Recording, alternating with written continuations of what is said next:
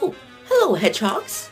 This is Sammy, the classic Sonic fan. So before we get to the topic of this episode, I'd like to thank my friend McNibbler for producing that new intro. He did a terrific job, and he's an overall talented guy. He actually has his own YouTube channel, which is linked in this video and in the description. So be sure to subscribe to him because he deserves it. He essentially does reviews of 3D geometric puzzles, and that's a pretty cool hobby in my book, but he also makes other kinds of videos too, which is cool also. Anyways, let us shift to the topic of this video. Today's episode is about Dragon Ball Super. 2015 has been a huge year for Dragon Ball. We got to see the sequel to 2014's Battle of Gods movie, Revival F. Dragon Ball Xenoverse was released on Sony and Microsoft platforms, and Dragon Ball Z Extreme Butoden is set for an October 29th release. But of course, almost out of the blue in late April, Dragon Ball Super was announced as a new anime and an official continuation of the Dragon Ball manga, while Dragon Ball GT was just a continuation of the Dragon Ball Z anime canon, if that makes sense. Now, Dragon Ball Super has already premiered 6 episodes in Japan, and subbed versions of these episodes are actually available online for our discretion, if you have not seen them yet. And naturally, fan feedback followed. The feedback was mainly positive and even somewhat quiet at first. But when episode 5 premiered, a thick shell of criticism imploded. Essentially, the criticism derived from the poor quality of the animation of this episode, and I'd like to share why it's unfair to judge the entire series based off that one episode. So basically, because of this one episode, the entire series is bad, and now it's a GT. All of it. I do admit Toei could have worked on this episode a bit longer, and I don't know what the animators had to endure during the production of this episode, specifically the assertion of the directors and the stress of time restraint. However, I think outside of that one fight, the animation has been solid, and even comparable to the recent movie's animation. And in motion, the poor animation was actually barely noticeable, just to me anyhow. Everything else about the episode was fine too. The scripting was good as ever. The fight wasn't as anticlimactic as Battle of the Gods either. I mean, Goku was still absolutely no match for Beerus, but the fight didn't just last a few seconds. Plus, I'm sure Toei received the feedback and will try to focus on quality over quantity. Hopefully. Honestly, I've been quite enjoying the show.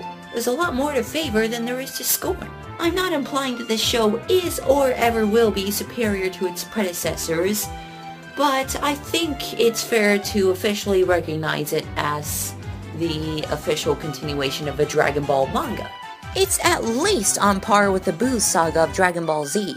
Fans don't only complain about the animation, but also the lack of conflict. It's too slow, they say.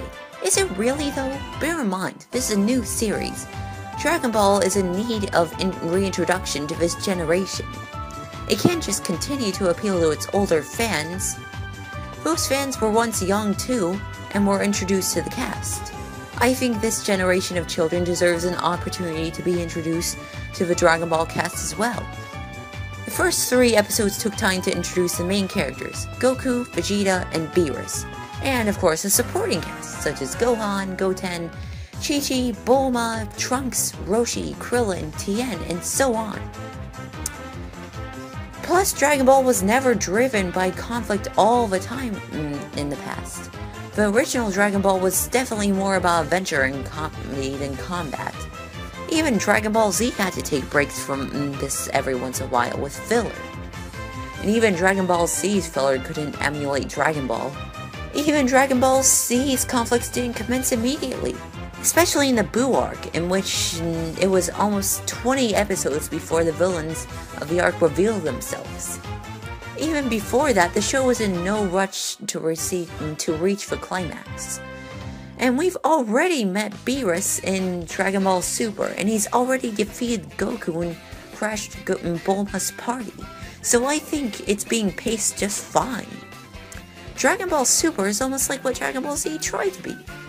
It's more easygoing like Dragon Ball, but doesn't throw away everything Dragon Ball Z established.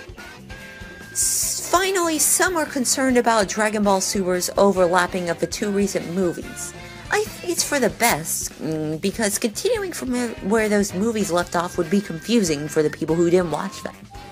Also, they're too conducive of plots just to be compressed into movies. By that, I mean the plots have so much potential, and expanding them with an anime that allows longer stories is a great opportunity. Again, I'm not saying it's better than its predecessors, because it's too early to evaluate that, and I doubt it'll be better anyways. Now then, this episode has mainly been me disagreeing with other people's criticisms, but believe it or not, I actually have some criticisms of my own.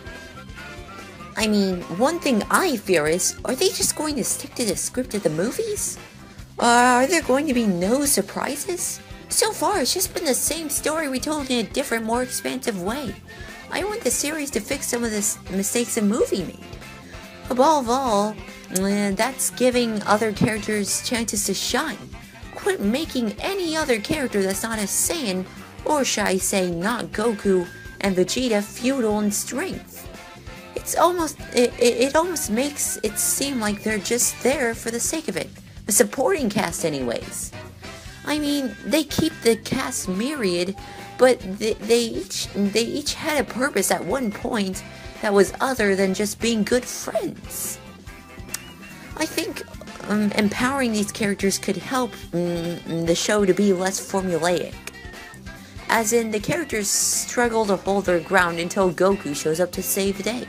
We need variation. It's probably too late to dramatically empower characters like Krillin, Yamcha, Tien, and Chiatsu. By this, I mean getting them close to Goku's power like the old days. But at least do this for Gohan, Goten, and Trunks, the sons of Goku and Vegeta. They, or Gohan, or at least, should be on par with Goku and Vegeta right now. And should I even be including Vegeta's name? Goku gets all the spotlight.